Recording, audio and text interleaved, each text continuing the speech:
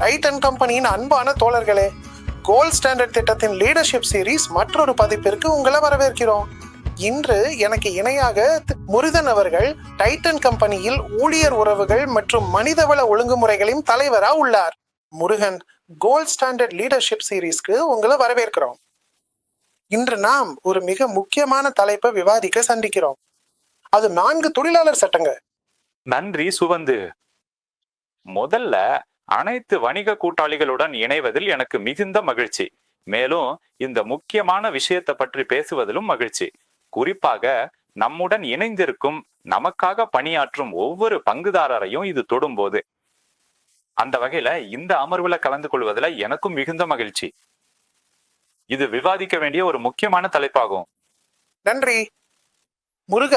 இந்த தொழிலாளர் நீதிமன்றங்கள் ஏன் உருவாக்கப்பட்டன? அவை என்னவாக இருக்கின்றன? சரி சுவந்து, தொழிலாளர் சட்டங்களை பார்த்தா அவை அனைத்தும் ஊதியம், சமூக பாதுகாப்பு மற்றும் ஒழுங்கமைக்கப்பட்ட வேலை சூழலில் சில நன்மைகள் ஆகியவற்றை உறுதி செய்வதில் தான் கவனம் செலுத்துகின்றன. சரி, இது சுமார் 100 ஆண்டுகளுக்கு முன்பே தொடங்கி இருக்கலாம். நல்ல சூழல், தூய்மை, ஆரோக்கியம் மற்றும் பாதுகாப்பு உணர்வு. இன்றைய பல தொழிலாளர் சட்டங்களை பார்த்தா அவை அனைத்தும் டாடாவின் பாரம்பரியத்திலிருந்து துவங்கியது. இதில் பல சட்டமாகும் முன்பே டாடா ஸ்டீல்ல நடைமுறையில இருந்தன. அதுவே அந்த வழி. பின்னர் இதில் பல சட்டங்களாக மாறின. இப்போது அவை தொழிலாளர் சட்டங்களாக உள்ளன. மற்றும் சமீபத்திய அபுதானியின் தொழிலாளர் நீதிமன்றம். ஆமா முருகன், நான் எங்கோ படித்ததுண்டு. பெண்களுக்கு மாதவிடாய் நன்மைகள், வேலை நேரம் மற்றும் விடுப்புகள் போன்றவை குறித்து. இவை அனைத்தும் டாடாக்களால் 1910 அல்லது 19s காலத்துல அறிமுகப்படுத்தப்பட்டன. 1910 மற்றும் 120க்கு இடையில். அது மிகவும் பழைய காலம். டாடா நிறுவனமாக இவை மிகவும் மிகவும் முக்கியமானவை. நம்முடைய வணிக கூட்டாளிகள் சமூகமும் இந்த தொழிலாளர் சட்டங்களை ஏற்று அதை வாழ்வின் ஒரு பகுதியாக்க வேண்டும். அப்படி என்றால் நாம் பேசும் அந்த 4 சமூக தொழிலாளர் சட்டங்கள் என்னவென்று சொல்லுங்கள். இந்தியால உண்மையில தொழிலாளர் சட்டங்கள் 2 பிரிவுகளா வகைப்படுத்தப்பட்டுள்ளன. ஒன்னு எல்லா மத்திய சட்டங்களும், மற்றொன்று மாநிலத்திற்குரிய சட்டங்கள். இப்போது நாம் பார்க்கும்போது மத்திய அரசின் 29 தொழிலாளர் சட்டங்கள் 4 தொழிலாளர் குறியீடுகளாக ஒருங்கிணைக்கப்பட்டுள்ளன. அவை அனைத்தும் இந்த 4 குறியீடுகளுக்குள் இணைக்கப்பட்டுள்ளன. இந்த 4 குறியீடுகள்ல ஒன்று ஊதிய குறியீடு, 2வது குறியீடு சமூக பாதுகாப்பு குறியீடு, 3வது குறியீடு தொழிற்துறை உறவுகள் குறியீடு, 4வது குறியீடு தொழிலாளர் பாதுகாப்பு, சுகாதாரம் மற்றும் வேலை நிபந்தனைகள் குறியீடு. இந்த 4 குறியீடுகள்லாம் இவ்வாறு இந்த 29 மத்திய தொழிலாளர் சட்டங்களை முழுமையா ஒருங்கிணைத்துள்ளன. அதை தவிர சில மாநிலத்திற்குரிய சட்டங்களும் உள்ளன. அவை நிறுவனங்களை எவ்வாறு நடத்த வேண்டும் என்பதற்கான சில வழிகாட்டுதல்களையும் வழங்குகின்றன. சரி, இவை அனைத்தும் நம்முடைய Tanishq, Titan world, fast track, Helios, MIA மற்றும் மற்ற அனைத்து கடைகளுக்கும் பொருந்துமா? அல்லது விநியோகஸ்தர்களுக்கும் பொருந்துமா? அல்லது CFAக்கும் பொருந்துமா? அவர்கள் அனைவரும் தொழிலாளர்களுக்கான முதலாளிகள் தான். இது நல்ல கேள்வி. நான் உண்மையில ஏன் இந்த மாற்றங்கள் வந்தன, இந்த குறியீடுகள் இப்போது ஏன் வந்தன என்பதை குறித்து கொஞ்சம் விளக்கலாம். முன்பு அனைத்து தொழிலாளர் சட்டங்களும் தங்களுக்கே உரிய நோக்கமும் குறிக்கோளும் கொண்டிருந்தன. அதனால அவை தங்களுக்கே உரிய பொருந்தும் விதிமுறைகளும் கொண்டிருந்தன. இந்த 4 குறியீடுகள் இப்போது ஒரே மாதிரியாக மாற்றப்பட்டுள்ளன. மேலும் அவற்றின் பொருந்தும் விதிகளும் அனைத்து சட்டங்களிலும் மிகவும் தெளிவாகவும் ஒரே மாதிரியாகவும் உள்ளன. இப்போது இந்த குறியீடுகள் அது தொழிற்சாலையாக இருந்தாலும் நிறுவனமாக இருந்தாலும் பொருந்தும். ஆனா சில வரம்புகளுக்கு உட்பட்டு மட்டுமே. நம்முடைய சூழல்ல எந்த ஒரு நிறுவனத்திலையும் அதில் தொழிற்சாலைகள் இருந்தாலும் இல்லை எனினும் 10 அல்லது அதற்கு மேற்பட்ட ஊழியர்கள் பணியாற்றினால் பெரும்பாலான இந்த குறியீடுகள் பொருந்தும். அதாவது நீங்க சொல்வது என்னவென்றால் சில்லறை கடைகளிலும் இந்த குறியீடுகள் பொருந்தும் என்றுதான். ஆமா, மிகவும் மிகவும் முக்கியமானது என்னவென்றால் நம்முடைய கூட்டாளர்கள் எந்த அம்சங்கள் மிகவும் முக்கியமானவை என்பதை புரிந்து கொள்ள வேண்டும். இல்லையென்றா அது சட்டத்துக்கு எதிராக செல்வதாக ஆகிவிட. முருக, நீங்கள் இப்போதான் 4 தொழிலாளர் குறியீடுகள் உள்ளன என்று குறிப்பிட்டீர்கள். அதில் முதல் ஒன்று ஊதிய குறியீடு என்று சொன்னீர்கள். நீங்க கொஞ்சம் விவரிக்க முடியுமா? ஊதிய குறியீடு என்பது முன்பு இருந்த 4 சட்டங்களை பத்தி பேசுகிறது. ஒன்னு, ஊதிய பணம் செலுத்துதல், குறைந்தபட்ச ஊதியம், போனஸ் வழங்குதல் மற்றும் சம ஊதியம் வழங்குதல் ஆகியவை. இந்த 4ம் இப்போது ஒன்றாக இணைக்கப்பட்டு அதற்கு பெயர் ஊதிய குறியீடு என்று உள்ளது. முக்கியமான மாற்றம் என்னவென்றால், முன்பு ஊதிய பணம் செலுத்துதல் எடுத்துக்காட்டாக மாதம் 24,000 ரூபாய் மற்றும் அதற்கு குறைவாக சம்பளம் பெறுபவர்களுக்கு மட்டுமே பொருந்தியது. சரி, இப்போது இந்த ஊதிய குறியீடு இந்த 4 பகுதிகளையும் உள்ளடக்கியதாக, அனைத்து ஊழியர்களையும் உள்ளடக்கியதாக உள்ளது. சரி. அதாவது எந்த கடை எத்தனை ஊழியர்கள் இருந்தாலும் மக்கள் எண்ணிக்கையை பொருட்படுத்தாம, அதனால இந்த ஊதிய குறியீடு பொருமா. சரி, சம்பளங்களை பொறுத்தவரை அவர்கள் சம்பளத்தை எப்படி வடிவமைப்பார்கள் என்று விளக்க முடியுமா? என்ன எதிர்பார்க்கப்படுகிறது? பாருங்க, ஊதிய குறியீட்டுல முக்கியமான கூறுகள் உள்ளன. முதல்ல, எல்லோருக்கும் நியமன கடிதம் வழங்கப்பட வேண்டும் என்பது மிக முக்கியமானது. சரி. இது கட்டாயமான ஒன்று. சரி. ஊதியங்களை பத்தி பேசும்போது நிர்ணயிக்கப்பட்ட குறைந்தபட்ச ஊதியத்துக்கும் குறைவாக யாருக்கும் ஊதியம் வழங்க முடியாது. அந்த குறைந்தபட்ச ஊதியம் மாநில அரசு நிர்ணயிக்கிறதா? ஆமா அல்லது மத்திய அரசு? சரி, இது கூட இப்போது குறியீட்டில் புதியதாக அறிமுகப்படுத்தப்பட்டுள்ளது. இப்போது குறைந்தபட்ச ஊதியம் 2 பகுதிகளாய் இருக்கும். ஒன்னு, தேசிய அடித்தள ஊதியம், அதை மத்திய அரசு நிர்ணயிக்கும். மற்றொன்று, குறைந்தபட்ச ஊதியத்தை சம்பந்தப்பட்ட மாநில அரசு நிர்ணயிக்கும். ஆனா மாநில குறைந்தபட்ச ஊதியம் தேசிய அடித்தள ஊதியத்துக்கும் குறைவாக இருக்க முடியாது. அப்படி என்றா இப்போது மாநில அரசு தேசிய அடித்தள ஊதியத்தை விட அதிகமாக நிர்ணயிக்க வேண்டும். ஆனால் அந்த அதிகாரம் முன்பு போலவே மாநில அரசிடம்தான் உள்ளது. சரி. அடுத்ததாக எனக்கு நினைவுக்கு வருவது ஊதியத்தை வழங்கும் நேரம் பற்றியது. நான் அடிக்கடி நடிக்கிறேன்னு 30 நாட்கள் இடைவெளியா ஒரு வழக்கமான சுழற்சி முக்கியம். ஆனா என் பார்வையில மாதத்தின் முதல் சில நாட்கள்ல ஊதியம் வழங்கப்பட வேண்டும். ஆமா, அது உண்மையிலே அப்படிதான். ஒவ்வொரு தொழிலாளரும் ஊதிய காலத்தை நிர்ணயிக்க வேண்டும். அந்த ஊதிய காலம் முடிந்த 7வது நாளுக்குள் ஊதியம் கட்டாயம் வழங்கப்பட வேண்டும். உதாரணத்துக்கு, நாம் மாதத்தின் முதல் தேதி முதல் 30 அல்லது 31ஆம் தேதி வரை ஊதிய காலமாக வைத்தால், அதற்கு பிறகு வரும் 7வது நாளுக்குள் ஊதியம் கட்டாயம் வழங்கப்பட வேண்டும். சரி. ஆனா நீங்க தெரிஞ்சிருக்கீங்களா, டைட்டனில் முருகன் இருக்காரே, நான் எங்களுடைய கூட்டாளிகளை எப்போதும் முடிஞ்ச வரை சீக்கிரம் ஊதியம் வழங்க சொல்லி ஊக்குவிக்கிறேன். ஏனென்றால் சிலருக்கு கடன் தவணைகள், சிலர் நிரந்தர செலவுகள் போன்ற பல பொறுப்புகள் இருக்கின்றன. அவர்கள் அடுத்த மாத ஆரம்பத்திலேயே ஊதியம் பெற்றால் அது அவர்களுக்கு உண்மையிலேயே உதவிகரமாக இருக்கும். முதல் தேதி கிடையாதுன்னா 2ஆம் தேதி, அது முடிவில்லைன்னா 3ஆம் தேதி, ஆனாலும் கண்டிப்பாக 5ஆம் தேதிக்கு மேல் போகக்கூடாது. இதுதான் நான் என் பணிமனை பயிற்சிகளில் செய்வது. அது நல்ல விஷயம்தான். ஆனாலும் டைட்டனில் நாங்கள் எப்படி நடைமுறைப்படுத்துகிறோம் என்பதையும் அவர்கள் பார்க்கலாம். மாதத்தின் கடைசி நாள் தான் எங்களுடைய ஊதிய நாள் இல்லையா?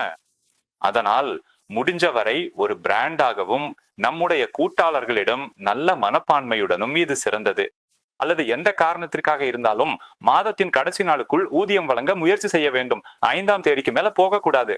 அதுதான் நல்ல நடைமுறையாகும். முருகன், ரீட்டைல் மற்றும் விற்பனையில ஊக்கத்தொகை என்பது வருமானத்துல ஒரு முக்கியமான பகுதி என்பதை உங்களுக்கு தெரியும். ரெண்டையும் ஒன்றாக இணைக்க முடியுமா அல்லது தனித்தனியாக இருக்க வேண்டுமா? ஊக்கத்தொகை என்பது நிர்ணயிக்கப்பட்ட குறைந்தபட்ச ஊதியத்துக்கு மேலாக வழங்கப்படும் ஒரு கூறு சுகந்து. அது நம்முடைய கூட்டாளர்களுக்கு ஒரு அங்கீகாரம் மற்றும் ஊட்டமாகும். ஆனா அது குறைந்தபட்ச ஊதியத்திற்கு பதிலாக வழங்கப்படுவது அல்ல. குறைந்தபட்ச ஊதியம் என்பது கட்டாயமாக வழங்க வேண்டிய தொகை. ஊக்கத்தொகையாக வழங்கப்படும் முயற்சிகளை அங்கீகரிப்பதற்காக அது குறைந்தபட்ச ஊதியத்திற்கு மேலாக இருக்கும். ஆம், இது ஒரு நல்ல விளக்கம். ஏனெனில் பல பிரான்ச்சைசிகளுக்கு இந்த கேள்வி மனதில் இருக்கும். நீங்கள் அறிந்திருப்பீர்கள், டைட்டனில் நாங்கள் 5 அவசியங்கள் என்று ஒன்று கொண்டு வந்தோம். சில ஆண்டுகளுக்கு முன்பு அறிமுகப்படுத்தினோம். அந்த 5 அவசியங்களில் ஒன்று நியமனம். இங்க பணிபுரியும் ஒவ்வொரு தனிப்பட்ட நபருக்கும் பணி நியமன கடிதம், டிஜான் நிறுவனம் பகிர்ந்துள்ள அந்த குறிப்பிட்ட வடிவத்திலான அதிகாரப்பூர்வமான அடையாள அட்டை, அதற்கு பிறகு எந்தவித தாமதமும் இன்றி சரியான நேரத்தில் வழங்கப்படும் மாத சம்பளம், இப்போது நடைமுறையில் இருக்கும் இந்த குறைந்தபட்ச ஊதிய விகிதம் மற்றும் முருகன் அவர்கள் விரிவாக சொன்ன அனைத்து சலுகைகளும் எங்கள் நிறுவன தொழிலாளர்களுக்கு பொருந்தும் இடங்களில் இஎஸ்ஐ வசதி அல்லது ஒவ்வொரு வணிக கூட்டாளி ஊழியருக்கும் தேவையான முழுமையான பாதுகாப்பு காப்பீடு ஆகிய அனைத்தும் முறையாக வழங்கப்படுகிறது. இதற்கான செலவு டைட்டன் தான் ஏற்கிறதா? மேலும் பிஎஃப், இது மிகவும் முக்கியமான சமூக பாதுகாப்பு கருவி, மக்கள் உளவியல் மற்றும் நிதி ரீதியாக பாதுகாப்பாக உணர்வதற்காக. சமூக பாதுகாப்பு குறியீட்டை பற்றி தயவு செய்து விளக்கமாக கூறுங்க. ஆம், சமூக பாதுகாப்பு குறியீடு உங்கள் ப்ரொவிடன்ட் ஃபண்ட், இஎஸ்ஐ, ஊழியர் இழப்பீடு நன்மைகள் போன்றவற்றை உள்ளடக்கியது. முக்கியமாக கடைகள், சில்லறை, சுற்றுச்சூழல் பார்வையில இந்த 3-4 முக்கியமான கட்டுப்பாடுகள் மிகவும் அவசியமானவை. பிஎஃப் இன்னும் முன்பு போலவே உள்ளது. எனவே 20 அல்லது அதற்கு மேற்பட்ட ஊழியர்கள் உள்ள எந்த நிறுவனமோ கட்டாயமாக இதில் உட்பட வேண்டும். ஊழியர்களும் முதலாளியும் இருவரும் பங்களிப்பு செய்ய வேண்டும். அது தொடர்கிறது. 20 பேருக்கு குறைவான ஊழியர்கள் இருந்தா என்ன நடக்கும்? விருப்ப பதிவு செய்ய முடியுமா? ஆம், கண்டிப்பாக. ஊழியர்களின் எண்ணிக்கையை பொருட்படுத்தாம நிறுவனத்திற்கு விருப்ப பதிவு செய்யும் வாய்ப்பு உள்ளது. அவர்கள் தங்களது பிராந்திய பிஎஃப் அலுவலகத்தை அணுகி விருப்பமாக விண்ணப்பித்து பதிவு செய்யலாம். அதை தொடர்ந்து இஎஸ்ஐக்கு வந்தா மீண்டும் இஎஸ்ஐயில் குறைந்தபட்சம் 10 ஊழியர்கள் என்ற தளர்வு உள்ளது.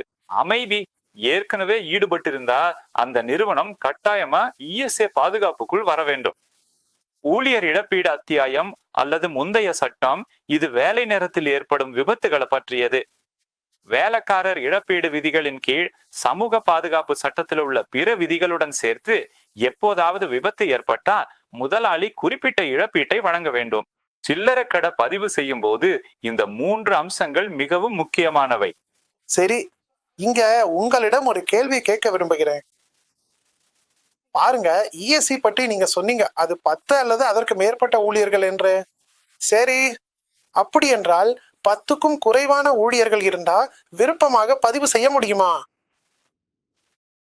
உண்மையில் முடியாது. இது பிஎஃப் விதிகளுக்கு மாறானும். சரி, ஆனால் இருப்பினும் ஒரு விதி நேரம் உள்ளது. அறிவியல் நோக்கில் சொல்கிற ஏதேனும் ஆபத்தான செயல்முறை எந்த நிறுவனத்திலேயும் நடக்கிறது என்றால் ஒரே ஒரு ஊழியர் இருந்தாலும் அவர்கள் எஸ்ஏ பாதுகாப்புக்குள் வர முடியும். ஆனா சாதாரணமா இதை தவிர குறைஞ்சபட்சம் 10 ஊழியர்கள் என்பது கட்டாயம். ஆமா, ரீட்டைல் ஒன்னும் ஆபத்தானது இல்ல. சரி, நிச்சயமா நீங்க சொல்வது சரிதான். அப்படியே செய்யலாம். அப்படி என்றால் பேசிக்கொண்டு வைக்கிறோம். இஎஸ்ஐ மற்றும் பிஎஃப் பற்றி பேசும்போது விபத்தில் உயிரிழப்பு ஏற்பட்டால் வழங்கப்படும் இழப்பீடு பற்றி நீங்கள் ஒரு விஷயம் குறிப்பிட்டீர்கள். அந்த இழப்பீட்டு தொகை எந்த அளவிற்கு இருக்கும் என்று தயவு செய்து என்னிடம் தெரிவிக்க இயலுமா? நல்ல கேள்வி. மீண்டும் இழப்பீட்டு தொகைக்கு முன் நான் ஒரு விஷயத்தை பகிர விரும்புகிறேன். அது ஊழியரை பற்றி. அவர் வேலைக்கு செல்ல ஆரம்பிக்கும் நேரத்திலிருந்து இது கவரேஜ் ஆகும். சரியா? வேலைக்கு செல்லும் மற்றும் வேலை முடிந்து வீடு திரும்பும் நேரம் வரை.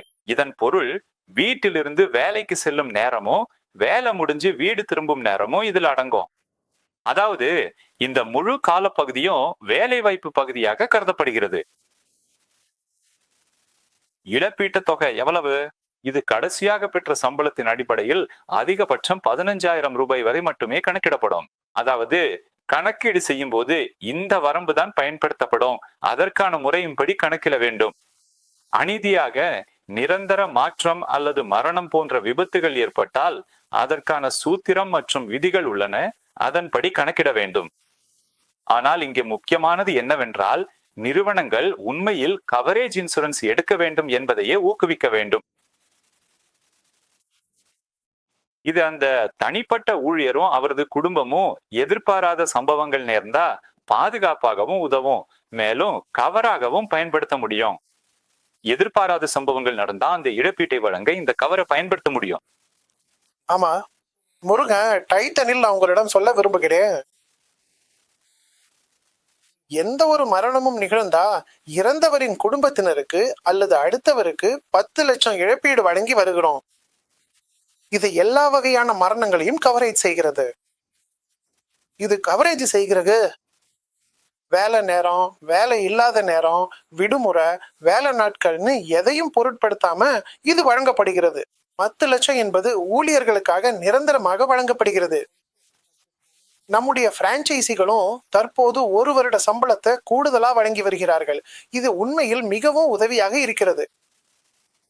அதனால இஎஸ்ஐ கூட ஒரு கூடுதல் பாதுகாப்பு நடவடிக்கையாக, நிதி பாதுகாப்பு நடவடிக்கையாக வருகிறது. அரசாங்கத்தின் விதிமுறைகளுக்கு உட்பட்டு எங்கு முடிந்தாலும் நம்முடைய பிரான்ச்சைசிகள் பதிவு செய்ய வேண்டும் என்றும் அவர்கள் பதிவு செய்யும்படி நாங்கள் ஊக்குவிக்கிறோம். நான் சொல்ல விரும்புவது, நிறுவனம் வழங்கும் ஆதரவுக்கு கூடுதலா நான் பகிர விரும்புகிறேன். ஸ்வேந்து, இந்த சட்டங்கள் உண்மையில எதிர்பாராத மரணம் நிகழும் போது சார்ந்தவர்களுக்கு பாதுகாப்பு வழங்குவதற்காகவே உருவாக்கப்பட்டவை. உதாரணமா, ப்ராவிடென்ட் ஃபண்ட் என்றால் அதோடு இணைக்கப்பட்டுள்ள EDLI நன்மை உள்ளது. அதாவது ஊழியர் வைப்பு இணைக்கப்பட்ட காப்பீடு. இந்த காப்பீட்டிற்கான பிரீமியம் நிறுவன உரிமையாளர் வழங்கும் பங்களிப்பிலிருந்து செலுத்தப்படுகிறது, அல்லது உரிமையாளர் பங்களிப்பு செலுத்த வேண்டிய பொறுப்பு உள்ளது. ஊழியர் எதையும் செலுத்த தேவையில்லை. இது உறுப்பினரின் துரதிருஷ்டவசமான மரணம் நிகழ்ந்தா 7 லட்சம் ரூபாய் மரண நன்மையை வழங்குகிறது. யாராவது இஎஸ்ஐக்கும் உட்பட்டிருந்தா, உறுப்பினர் வேலைக்குள் அல்லது வேலைக்காக ஏதாவது நடந்தா, கடைசியாக பெற்ற சம்பளத்தின் 90% சார்ந்த குடும்ப உறுப்பினர்களுக்கு ஓய்வூதியமாக வழங்கப்படும். இது கூடுதலா வழங்கப்படுகிறது. இதற்கு மேலா டைட்டன் நிறுவனமும் அவர்கள் அனைவரும் சேஃப் காப்பீட்டின் கீழ் பாதுகாக்கப்படுவார்கள்னு நம்புகிறது. சேஃப் காப்பீட்டும் 2 நன்மைகளை வழங்குகிறது. ஒன்று, உறுப்பினருக்கு 1 லட்சம் ரூபாய் மருத்துவ கவரேஜ் மற்றும் 3 லட்சம் ரூபாய் தனிப்பட்ட விபத்து காப்பீடு வழங்கப்படுகிறது. இது மற்ற கிடைக்கும் நன்மைகளுக்கு மேலாக வழங்கப்படுகிறது. எந்த நிறுவனமும் வழங்கும் நன்மைகள் எல்லாம் இது மேலும் உள்ளது.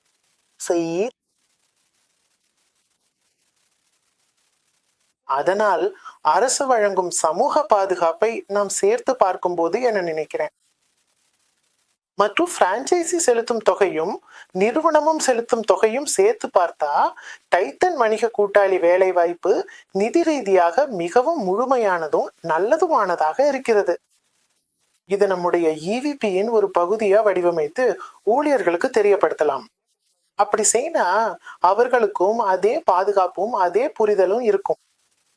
நம்முடைய பல வணிக கூட்டாளிகள் கூடுதல் குடும்ப புளோட்டர் கவரேஜ் வைத்திருக்கிறார்கள் என்பதும் எனக்கு தெரியும்.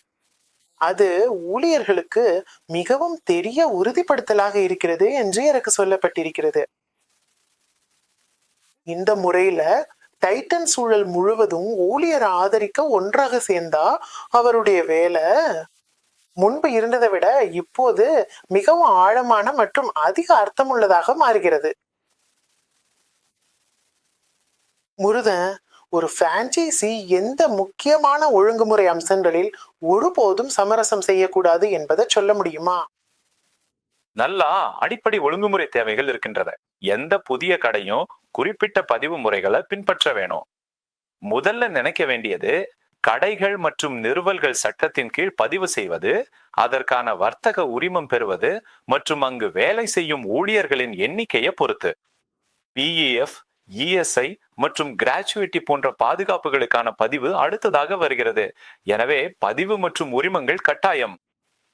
இது கடைக்கு முதன்மையான அம்சம். இன்னும் சிலவற்றையும் உறுதி செய்ய வேண்டும். பிறகு மனிதர்களை பற்றி பேசும்போது, ஒரு ஊழியர் இருந்தாலும் கூட அவருக்கு நியமன கடிதம் வழங்க வேணும். மேலும் அவர்கள் சம்பள சம்பந்தப்பட்ட மாநிலத்தின் குறைந்தபட்ச ஊதியத்தை விட குறைவா இல்லாம வழங்கப்படுவதை நீங்கள் உறுதி செய்ய வேண்டும். மற்றும் ஒவ்வொருவருக்கும் செல்லுபடியாகும் அடையாள அட்டை வழங்கப்பட வேண்டும். சரி. PF மற்றும் ESI பண பரிவர்த்தனைகள் அடுத்த மாதம் 15ஆம் தேதிக்குள் செலுத்தப்படுவதை உறுதி செய்வதையும் தவிர. மேலும் சம்பள பணம் செலுத்துவது பற்றி நான் ஏற்கனவே பேசினோம். முடிஞ்சா மாதத்தின் கடைசி நாளுக்குள் செலுத்த வேண்டும். அது முடியாவிட்டால் குறைந்தபட்சம் அடுத்த மாதம் 5ஆம் தேதிக்குள் செலுத்த வேண்டும். இவை எல்லாம் முதல்ல மிகவும் அவசியமானவை. ஆமா, உண்மைதா. நாம் அந்த திட்டத்தை தொடங்கிய போது 3-4 ஆண்டுகளுக்கு முன்பு இதை 5 அவசியங்கள் என்று அழைத்தோம். ஆனா இந்த 4 தொழிலாளர் குறியீடுகள் அந்த 5 அவசியங்களை விட அதிகமாக செல்கின்றன. மேலும் பிரான்ச்சைசிகள், விநியோகஸ்தர்கள் மற்றும் சிஎன்ஏ உரிமையாளர்கள் இந்த உண்மையை கவனத்தில் எடுக்க வேண்டும். இந்த விஷயத்தை நடைமுறைப்படுத்த அரசு மிகவும் மிகவும் தீவிரமாக உள்ளது. இங்க ஒரு விஷயத்தை சேர்க்க விரும்புகிறேன் ஸ்வேத. இந்த தொழிலாளர் நீதிமன்றங்கள் நம்முடைய சம்பள கூறுகளை அமைக்கும் முறையில முக்கியமான மாற்றங்களை கொண்டு வந்துள்ளன. எந்த ஒரு இணைப்பெரியர்களும் சம்பளம் பெறுகிறார்கள் என்றால் நிச்சயமாக குறைந்தபட்ச ஊதியத்தை விட அதிகமாக சம்பளம் பெறும் பலர் இருக்கலாம்.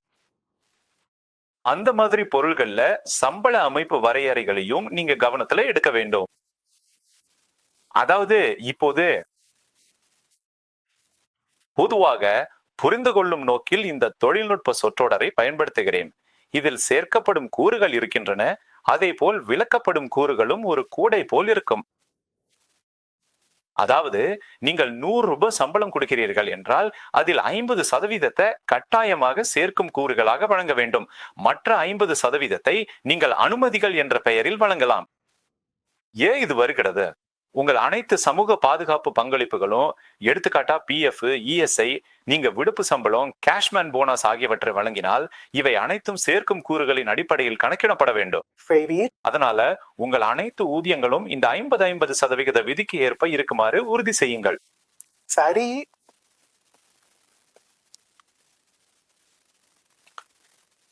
சில்லறை கடைகள்ல நான் பார்த்திருக்கிற மோர்கன், அங்கு சில ஊழியர்கள் உரிமையாளர்களிடம் வந்து பேசுகிறார்கள்.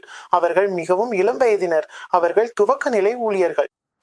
அவர்கள் பிஎஃப், இஎஸ்ஐ மற்றும் இதரவற்றை பற்றி புரிதல் இல்லாமல் இருக்கிறார்கள். ஏனெனில் ஊழியர் கழிவுகள் உள்ளன. அவர்கள் வந்து பிரான்ச்சைசிக்கு, சார், என்ன பிஎஃப்ல சேர்க்க வேண்டாம், அந்த தொகையை நேரடியாக எனக்கு திருப்பி வழங்குங்கள் என்று சொல்கிறார்கள். அந்த நேரத்துல பிரான்ச்சைசி என்ன செய்ய வேண்டாம்? இல்ல, இது ஒரு சரியான கேள்விதான். பாருங்கள், சட்டப்படி வரும்போது நமக்கு விருப்பம் கிடையாது. நாம் கட்டாயம் பின்பற்ற வேண்டும், இல்ல. நாம் பிஎஃப் அல்லது இஎஸ்ஐல சேர்க்கப்பட வேண்டும் என்றால் அதற்கான வரம்புகளின்படி அவற்றில் கட்டாயமாக சேர்க்க வேண்டும் மற்றும் பணம் செலுத்த வேண்டும். இதுல எந்த விருப்பமும் இல்ல.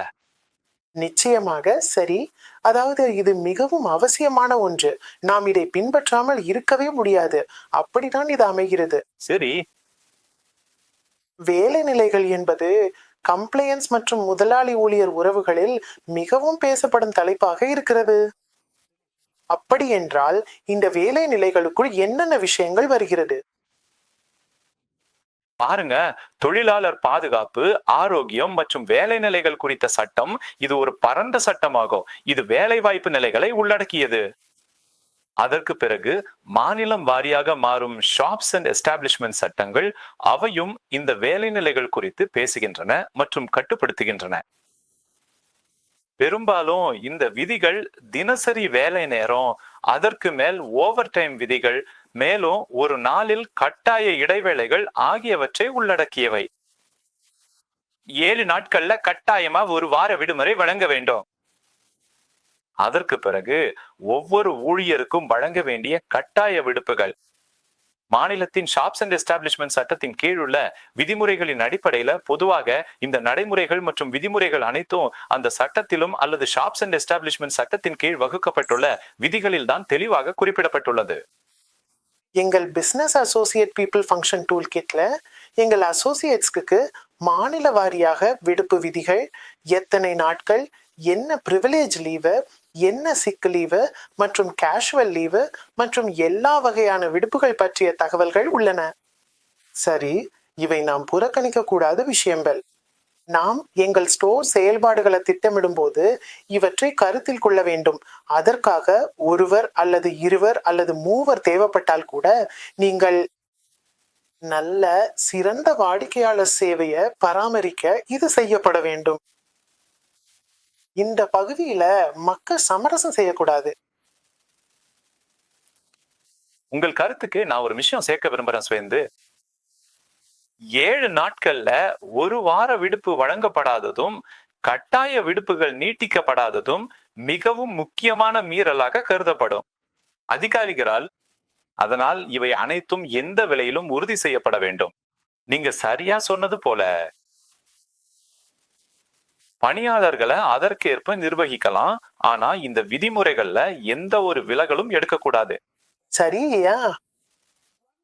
இதில் ஒரு பக்கம் கட்டுப்பாட்டு கோணமா இருக்கிறது, ஆனா மற்றொரு பக்கம் மக்களுக்கு இந்த விடுப்புகள் வழங்கப்படும் போது அதற்கு ஒரு காரணம் இருக்கிறது என்று நான் நம்புகிறேன். அது அந்த மக்களுக்கு மீண்டும் புத்துணர்ச்சி பெற்று புத்துயிருடன் திரும்பி வந்து சிறப்பாக செயல்பட உதவுகிறது. விற்பனை மற்றும் சில்லறை வேலை என்பது ஒரு வழக்கமான வேலை அல்ல. அது அது ஊக்கத்துக்கான விஷயம். சிறந்த மக்களும் சிறந்த முடிவுகளும் தங்களது இலக்குகளை அடைய மிகுந்த ஊக்கத்துடன் செயல்படும் மக்களால் தான் பெறப்படுகின்றன. இது ஒரு முன்னணி பங்கு. அதனால விடுப்பு அவர்களது வாழ்க்கையில் மிகவும் மிகவும் முக்கியமான பங்கு வகிக்கிறது. டைட்டன் இல்ல, அவர்கள் விடுப்ப நலன் விடுப்புன்னு பெயர் மாத்தியுள்ளனர். அனைவரும் விடுப்பு எடுக்க ஊக்குவிக்கப்படுகிறார்கள். இதனால் அவர்கள் திரும்பி வர முடியும் புதிய உற்சாகத்துடன் மற்றும் புத்துணர்ச்சியுடன். அதனால நிறுவனத்துக்கும் பிரான்ச்சைசிக்கும் மதிப்பீடுகள் பொதுவாகவே உள்ளன. இதுவே நம்முடைய இரண்டு சூழல்களையும் ஒன்றாய் இணைக்கும் வழி. நன்றாக சொன்னீர்கள். இந்த அனைத்து சட்டங்களும் அல்லது நீதிமன்றங்களும் அனைத்து ஊழியர்களுக்கும் ஒரு வசதியான மற்றும் பாதுகாப்பான சுத்தமான வேலை சூழலை வழங்குவதே குறிக்கோளாக உள்ளது. அதுவே முதன்மை நோக்கம். அது அங்கேயே நிக்கவில்லை. இது நம்முடைய சொந்த பணியாளர்களை தக்க வைத்துக் கொள்வதற்கும் ஊக்குவிப்பதற்கும் ஒரு சிறந்த கருவியாகவும் உள்ளது. சரியா? அது ஒரு பெரிய பிரச்சனை. ஒரு பெரிய பிரச்சனை. மீண்டும் ஒரு வசதியான சூழல், வரவேற்கும் சூழல், அது ஒரு நல்ல வேலை இடமாகும். ஆமா, அது உண்மையில அதிக உற்பத்தி திறன் மற்றும் அதிக ஊக்கத்தை ஏற்படுத்தும். நான் ஈடுபாட்டுடன் வேலை செய்ய. ஆமா ஆமா. அப்படி என்ற நீங்க கேப்பீங்களா? நீங்கள் இன்னும் இரண்டு முக்கியமான தலைப்புகளை பற்றி பேச விரும்புகிறீர்களா?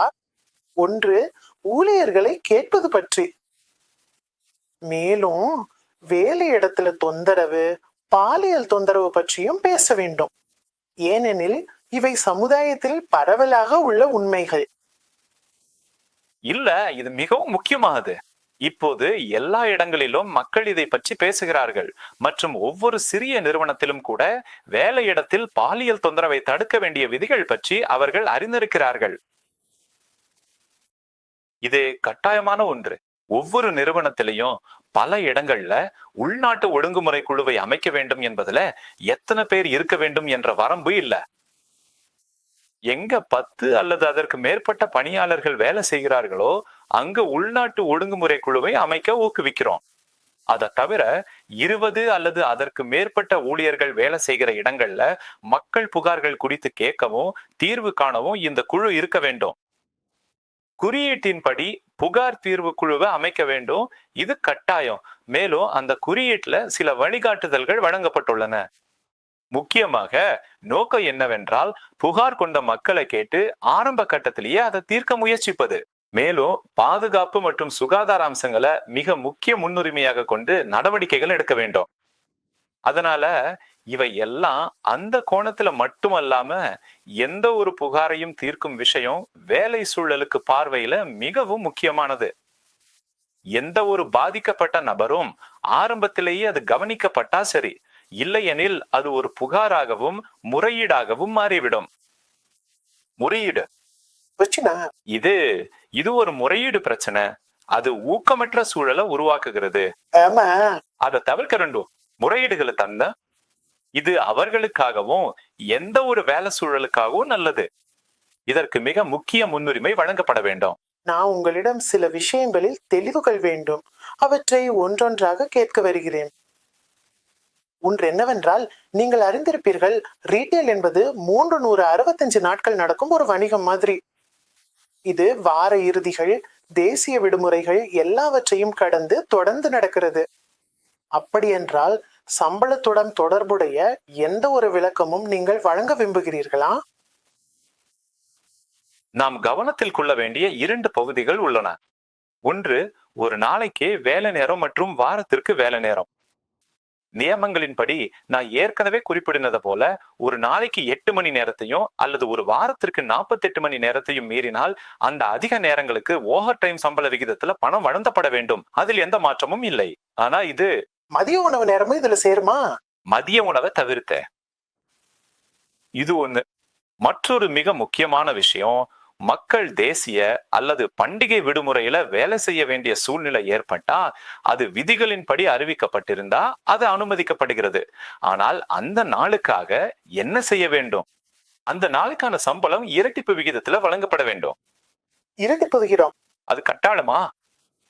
இவை அனைத்தும் ஒவ்வொருவருக்கும் 7 நாட்கள்ல ஒரு நாள் வார விடுமுறை வழங்கப்பட வேண்டும் என்பதற்குட்பட்டவை. அது ஒரு சரி.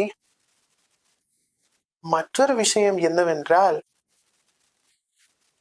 மக்களின் ஆரோக்கியம் மற்றும் நலன் எங்களை கவலைப்படுத்துகிறது. மருத்துவ பரிசோதனைகள், உடல் ஆரோக்கியம், பார்வை மற்றும் பிற விஷயங்களை பொறுத்தவரை உங்க கருத்து என்ன? இதுதான் முதன்முறையாக தொழிலாளர் சட்டத்துல மிகவும் தெளிவாக கொண்டு வரப்பட்டுள்ளது. 40 வயதுக்கு மேற்பட்ட அனைத்து தொழிலாளர்களும் வருடாந்திர மருத்துவ பரிசோதனை கட்டாயம் செய்யப்பட வேண்டும். அது முதலாளியின் பொறுப்பு. இந்த சூழல்ல எந்த கடை நிர்வாகமோ அவர்கள் இந்த பதிவுகளை பராமரிக்க வேண்டும் என்பது அவசியம். மேலும் கட்டாயமாக அங்கு ஆரோக்கிய பரிசோதனை, வருடாந்திர ஆரோக்கிய பரிசோதனை, மேலும் அந்த பதிவுகளையும் நாம் பாதுகாக்க வேண்டும். மற்றவர்களுக்கு ஆரோக்கியம் அனைவருக்கும் பொதுவானது என்றாலும் நீங்கள் விருப்பமாக ஆரோக்கிய பரிசோதனை திட்டத்தையும் நடத்தியதாக எனக்கு நினைவிருக்கிறது.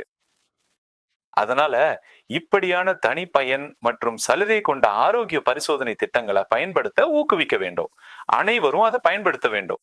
வாய்ப்பையும் உறுதிப்படுத்தி அனைத்து பணியாளர்களுக்கும் ஒரு வகையான நிம்மதியையும் வழங்க வேண்டும். அதனால வணிக கூட்டாளர்களே, இந்த வாய்ப்பை பயன்படுத்தி உங்களிடம் சொல்ல விரும்புகிறேன். டைட்டனில் வயது எதுவாக இருந்தாலும் அனைவருக்கும் ஆரோக்கிய பரிசோதனைகள், பார்வை பரிசோதனைகள் செய்ய ஊக்குவிக்கிறோம். அதற்கு காரணம், நாங்க பல ஆரோக்கிய சம்பந்தப்பட்ட விபத்துகளை பார்த்திருக்கிறோம். அவை மிகவும் இளம் வயதுல நடந்துள்ளன. பெரும்பாலானவர்கள் 40 வயசுக்கு கீழே இருந்தார்கள்.